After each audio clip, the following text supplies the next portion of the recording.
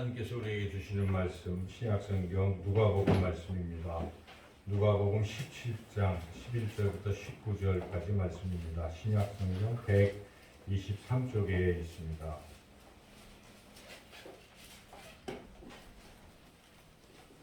누가복음 17장 11절부터 19절까지의 말씀. 제가 하나님 말씀을 봉독하겠습니다. 예수께서 예루살렘으로 가실 때에 사마리아와 갈릴리 사이로 지나가시다가 한 마을에 들어가시니 나병 환자 10명이 예수를 만나 멀리 서서 소리를 높여 이르되 예수 선생님이여 우리를 불쌍히 여기소서 하거늘 보시고 이르시되 가서 제자들에게 너희 몸을 보이라 하셨더니 그들이 가다가 깨끗함을 받은지라. 그 중에 한 사람이 자기가 나은 것을 보고 큰 소리로 하나님께 영광을 돌리며 돌아와 예수의 발 아래에 엎드려 감사하니 그는 사마리아 사람이라. 예수께서 대답하여 이르시되 10사람이 다 깨끗함을 받지 아니하였느냐? 그 9은 어디 있느냐?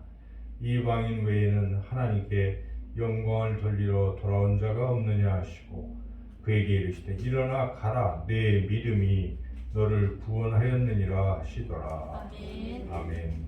기도하겠습니다. 하나님 아버지, 이 시간에도 하나님의 말씀 듣기를 원하오니 부족한 종의 입술을 성령께서 주관하시고 우리 듣는 모두의 심령의 귀를 활짝 열어주셔서 하나님의 말씀을 잘 듣고 깨달아 그 말씀이 우리 마음밭에 잘 새겨져서 옥토 같은 마음으로 새겨져서 30배, 60배의 결실을 맺는 역사가 일어나게 해주시기를 간절히 원하며 예수님의 이름으로 기도드리옵나이다. 아멘. 우리가 잘 아는 것처럼 영국에서 102명의 청교도들이 신앙의 자유를 찾아서 1620년 11월 21일 날 미국으로 건너갑니다.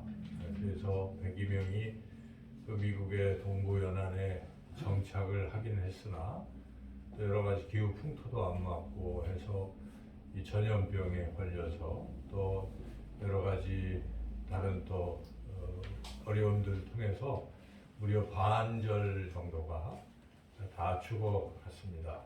남은 사람들이 이제 또 계속 매년 농사 짓고 살아가지만 쉽지가 않았습니다. 그래서 그들은 항상 모여서 하나님 앞에 간절히 기도합니다. 때로는 금식 기도도 하면서 하나님 우리를 도와주십시오 하고 이제 그렇게 기도를 했는데 형편이 별로 나아지지 않는 것입니다. 그래서 몇 년 지났는데 그 해에도 금식을 선포하고 이제 또 기도하자고 하는데 한 사람이 일어나서 제안을 합니다. 우리가 지금까지는 하나님께 이 어려운 상황을 해결해 달라고만 그렇게 기도를 했는데 우리가 좀 생각을 좀 달리 해봅시다. 우리가 하나님께서 어려운 상황에서도 우리를 도와주신 것을 한번 생각해 봅시다.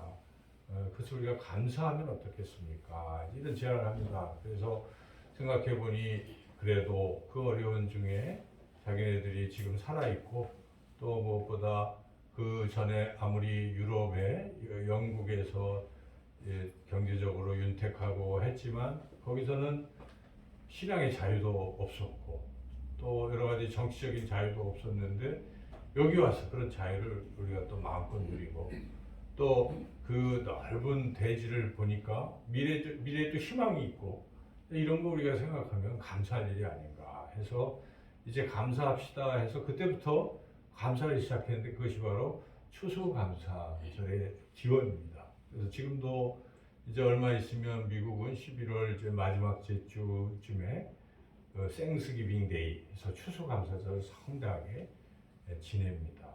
거기서 유래된 것인데 원래는 성경에서 유래된 것이죠. 그래서 이스라엘 백성이 애굽에서 출애굽하고 그때 구원해 주신 은혜 그리고 광야에서 지낼 때에도 하나님께서 지켜주신 그 은혜 그리고 가나안 땅에 들어가서도 거기서 또 풍성한 곡식을 맺게 해주신 이런 은혜들을 생각하면서 하나님께서 하나님을 기억하고 하나님께 감사하라고 절기 3개 준 겁니다. 그래서 우리가 잘 아는 대로 6월절, 77절 그리고 초막절의 절기를 지키라고 하나님께서 그렇게 명령하셨습니다.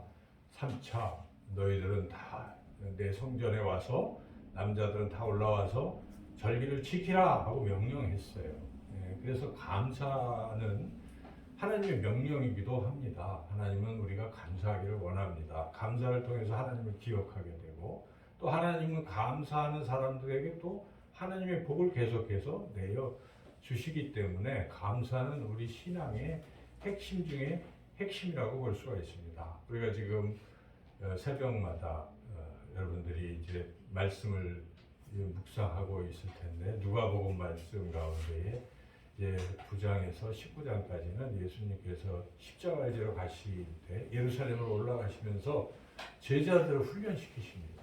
거기는 제자도가 잘 나와 있는 부분들이죠. 그래서 하나하나가 다 예수님의 제자로서 어떤 자세를 가져야 되는 걸 가르쳐 주시는 귀한 말씀들인데 그것들 중에 핵심 중에 핵심이 감사하는 것이라는 거죠. 그래서 오늘 우리가 읽는 이 본문의 17장의 중간 부분에 바로 이 감사라는 말씀이 나오고 있는 거예요. 그래서 우리가 감사가 없는 사람은 다른 걸 다 잘해도 제대로 신앙생활을 한다고 말하기 어렵습니다. 그래서 감사가 신앙의 기본이고 또 핵심이고 전부라고도 할 수 있습니다. 그래서 우리가 오늘 말씀을 통해서 이 감사를 우리가 어떻게 해야 될 것인지 오늘 말씀 통해 은혜 받기를 소망합니다. 이 본문은 잘 아는 말씀이죠. 여러분들이 아주 많이 들은 말씀입니다. 그래서 다시 한번 제가 요약해서 말씀드리면 우리 예수님께서 이제 위에는 사마리아 지역이고 밑에는 예루살렘, 유대 지역이죠. 근데 그 경계 지역으로 예수님이 좀 가고 계셨어요. 그래서 여기 경계 지역에는 사마리아 사람들도 살고 또 유대 사람들도 사는 거죠. 그런데 거기에 사는 사람들 중에 나병에 걸린 사람들이 있었습니다. 나병은 잘 아시는 것처럼 이거 못 고치는 당시에는 고칠 수 없는 온몸이 이렇게 문드러지고 하는 이제 이런 질병이기 때문에 이 레이기 말씀에서 그 병에 걸리면 멀리하고 이 공동체 속에 못 들어오게 하고 이렇게 하는 거죠. 전염의 우려도 있고 또 불결하다고 생각하는 거예요. 당시에. 그래서 이 사람들은 아주 사회적으로 이제 소외되고 냉대받는 그리고 불치병이기 때문에 또 별 희망도 없고 그래서 먹을 것도 없고 거린처럼 살아가는 내가 아주 불쌍한 사람들이죠. 당시 사회가 가장 불쌍하다고 볼 수가 있는데 이분들이 그렇게 살고 있는데 마침 예수님이 지나가시는 거죠.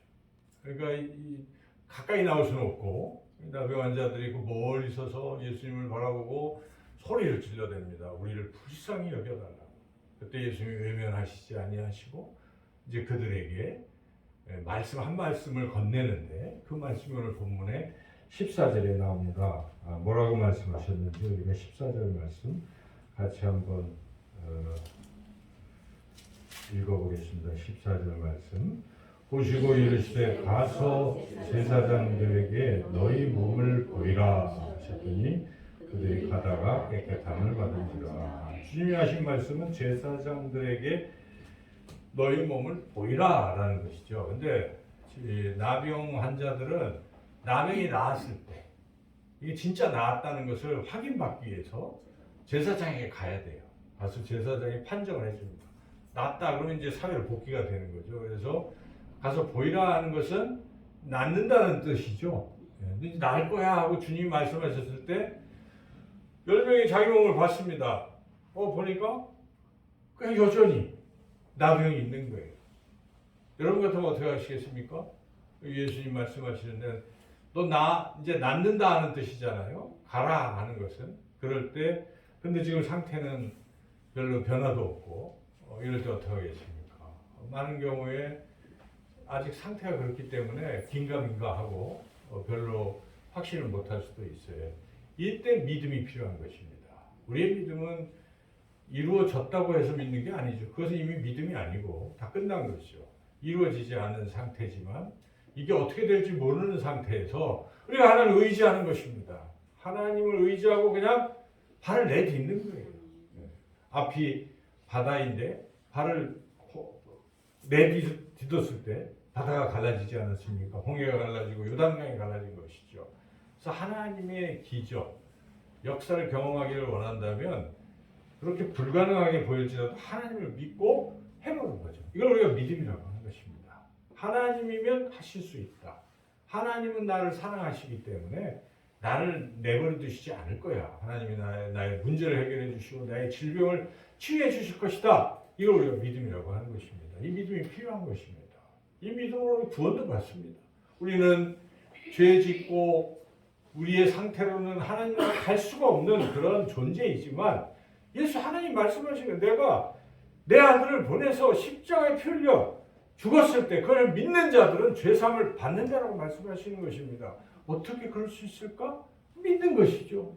나 같은 죄인도 하나님 부르시는구나, 사랑하시는구나, 아들까지 내어주셨구나. 그걸 믿고 받아들이면 죄사함을 받는 것이죠. 그걸 우리가 믿음이라고 하는 것입니다. 그래서 우리 신앙에 있으니 믿음이 굉장히 중요한 것입니다.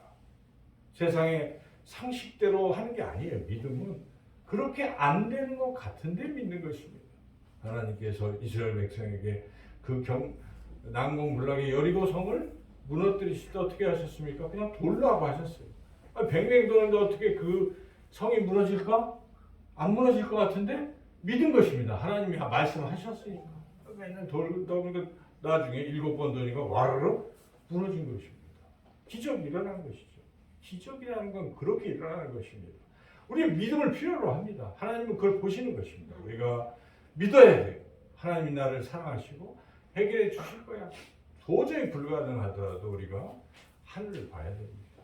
사방이 다 우겨성을 당해서 나아갈 길이 없어 보이더라도 위를 보면 방법이 있는 것입니다. 하나님을 볼 때, 하나님을 믿을 때 문제가 해결된다는 것이죠. 이걸 우리가 믿음이라고 하는 것이죠. 그런데 이 10명은 그런 믿음이 있었어요. 그래서 전부 다 가는 겁니다. 제사장의 보이로. 근데 가다가 어떻게 됐습니까? 오늘 보면 가다가 깨끗해졌습니다.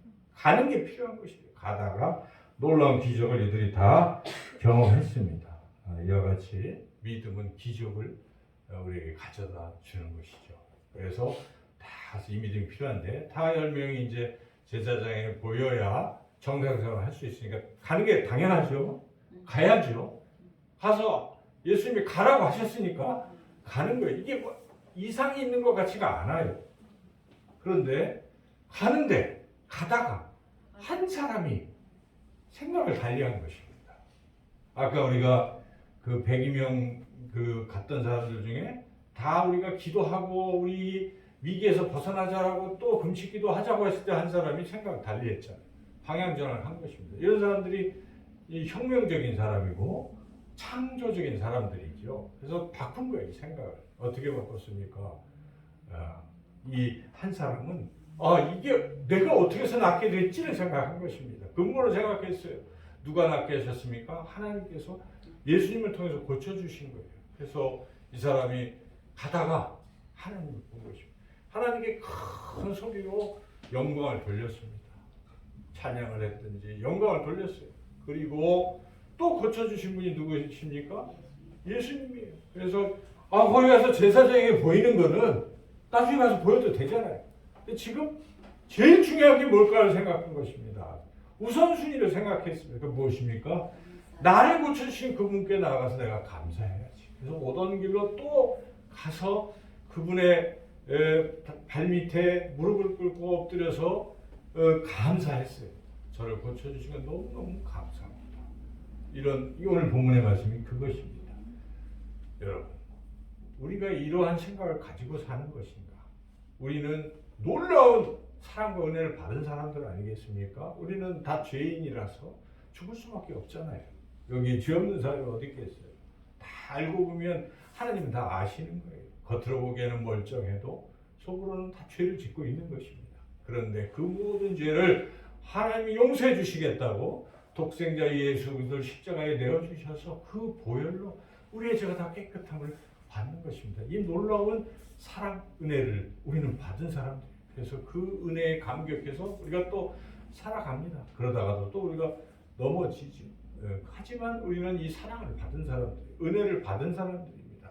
만약 이 은혜를 정말 믿는 사람들이라면 예배를 드릴 때 또는 문득문득 주님을 바라볼 때 십자가만 봐도 어떤 생각이 들겠습니까? 주님의 사랑이, 저 십자가의 사랑이 나의 죄를 사해 주셨구나 감사하게 되는 것이죠. 마음에 감사가 일어나는 것입니다.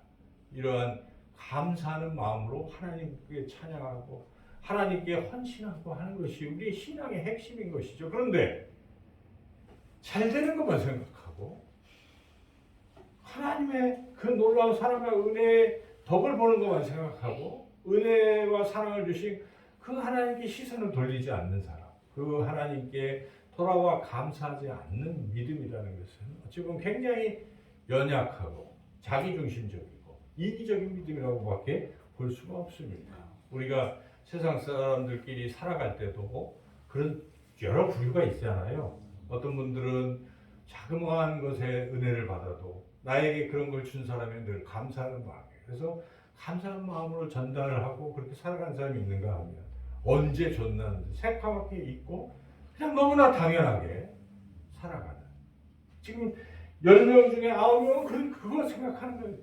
아니 생각해 보십시오. 나병으로 희망도 없던 사람들이 지금 나병이 나았는데 낫게 해주신 그 하나님과 예수님에 대해서 감사를 안 한다는 것은 참 이해할 수 없는 거예요. 그런데 이해할 수가 없는데 이 세상이 그렇다는 것입니다, 여러분. 이 숫자를 우리가 잘 생각해 보면 10명 중에 9명이나 감사 안 했다는 것입니다. 오늘날 우리 그리스도인들이 한번 생각해 보면 똑같을지도 몰라요. 이런 확률은. 우리의 삶을 돌이켜 보면 우리 가운데 정말 하나님의 사랑과 은혜에 감사하며 살아가는 사람이 과연 몇이나 될까? 지구에 20억의 그리스도인이 있다고 하는데 그 중에 과연 몇 %가 이 한 명의 나병 환자처럼 감사하는 것인가? 아니면 다른 9명처럼 그렇게 살아가고 있는가? 우리가 한번 심각하게 돌아봐야 됩니다. 주님의 말씀은 틀림이 없습니다. 주님이 말씀하십니다. 좁은 문에 들어가기를 힘쓰라. 넓은 문은 그 길이 넓어 많은 사람들이 가지만 멸망의 길이요. 좁은 문에 들어가는 자들은 생명을 얻으리라고 말씀하시는 거예요. 우리는 다수가 간다고 거기에 쫓아가는 게 아닙니다, 여러분. 꼭 그게 진리가 아니에요. 세상 사람은 다수결로 하지만 우리는 그렇지 않습니다. 진리를 쫓아가는 것입니다. 그래서 이렇게 9명, 1명의 비율을 우리가 놓고 볼 때 우리가 방심하고 아이고 9명인데 남들 다 그러는데 대충 살면 나도 되겠지 아니라는 것입니다. 주님이 여기서 구원은 누가 받느냐? 한 명만 받는다고 분명히 선언하셨다는 걸 우리는 주의 깊게 봐야 된다는 것입니다. 여러분 씨 뿌리는 비유를 잘 읽어보십시오. 씨 뿌리는 비유에 등급이 4등급이 있잖아요. 처음에 돌밭, 돌밭이 아니라 길가, 돌밭, 그 다음에 가시덤불, 그리고 옥토. 그 중에 구원받은 열매 맺는 씨가 어떤 씨입니까? 옥토에 심겨진 것만 30배, 60배 결실을 맺었다고 합니다. 그런데 예수님 그 말씀 뒤에 결실을 맺지 아니하면 못된 나무라고 하셨거든요. 그러니까 결국은 결실을 맺어야 구원받는다라는 뜻과도 연결이 되어 있다는 것입니다. 그러므로 우리가 이 구원이 하나님의 주권에 속해 있지만 그게 높은 확률이 아닐 수도 있다는 것을 우리가 성경을 통해서 살펴봐야 된다는 것이죠. 그래서 신앙은 어찌 보면 좁은 문에 들어가는 것이고 자기를 부인하고 자기 십자가를 지고 가는 길일 수가 있습니다. 물론 그것도 우리 힘과 능력으로 하는 건 아닐 것입니다. 성령께서 우리를 그런 마음을 주시고 그렇게 인도하시는 것이기 때문에 우리가 자랑할 것은 하나도 없는데 여하튼 우리는 마음을 열고 또 주님의 음성에 귀를 기울이고 순종의 자세로 나가야 돼요. 말씀하시면 그대로 순종하다 보면 주님이 우리를 그렇게 구원의 길로 좁은 문이지만 그 길로 갈 수 있도록 우리를 인도하여 주실 줄로 믿습니다. 그래서 오늘 이 본문에 등장하는 이 한 사람의 이 나병 환자와 같이 우리의 삶의 우선순위에서 감사할 줄 아는 그런 삶이 되어야 되겠습니다. 우리 추수감사절을 맞이했습니다. 1년에 한 차례, 물론 맥추감사절도 있어서 상반기를 또 한번 우리가 감사 생각해보는 시간도 있는데 해마다 똑같이 이 본문 말씀으로 우리가 또 듣기도 해요. 비슷한 말씀을 늘 들을 것입니다. 그런데 중요한 것은 듣고 그냥 그칠 것인가, 정말 내가 이제는 감사하는 사람이 돼야 되겠다 결단하시고 감사해야 합니다. 그런데 감사는 일회적으로 오늘 추수감사절만 하는 게 아니지 않습니까?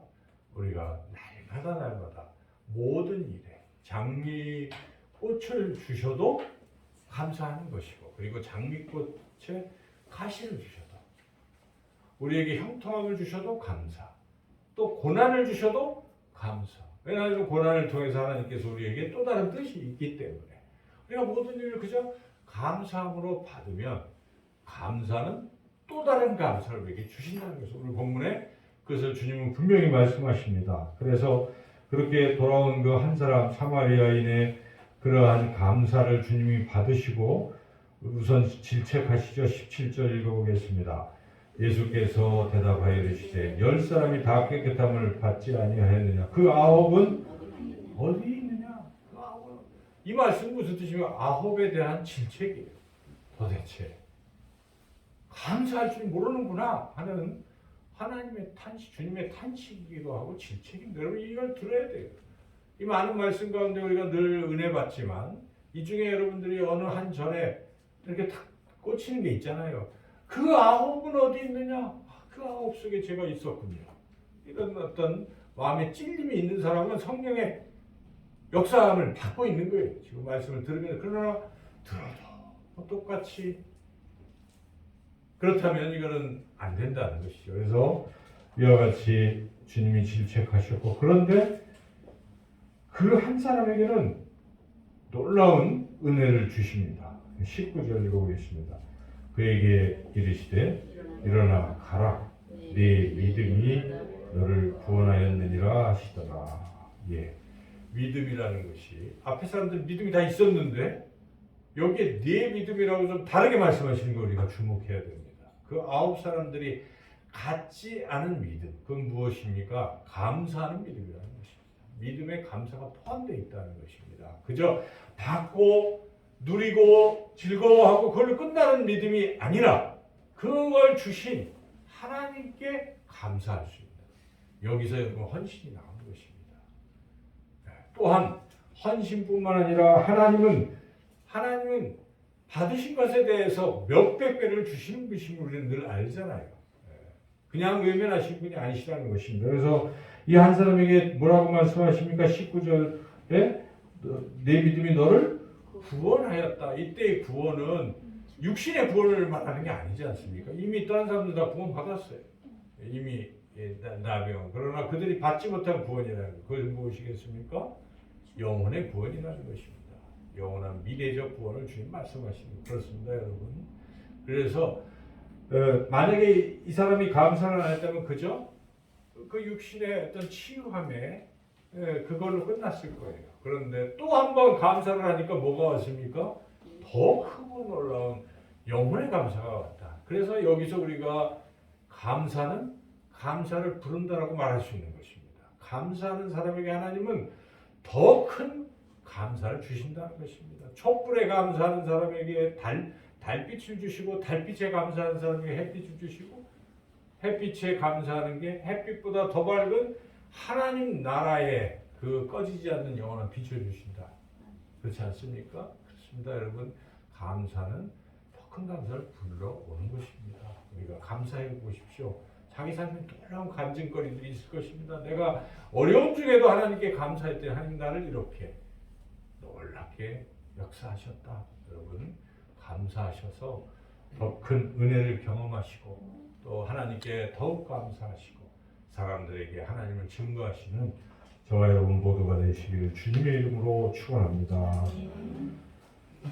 참 좋으신 하나님 아버지 감사합니다. 9은 어디 있느냐, 그 말씀을 우리가 마음에 또 듣고 주여 그 사마리아 한 명이 감사했던 사람처럼 하나님 우리가 우리 삶을 돌이켜보며 내게 베풀어 주신 은혜를 더 감사하며 살아갈 수 있는 우리 모두가 되게 하여 주시기를 간절히 원하고 예수님의 이름으로 기도드리옵나이다. 아멘.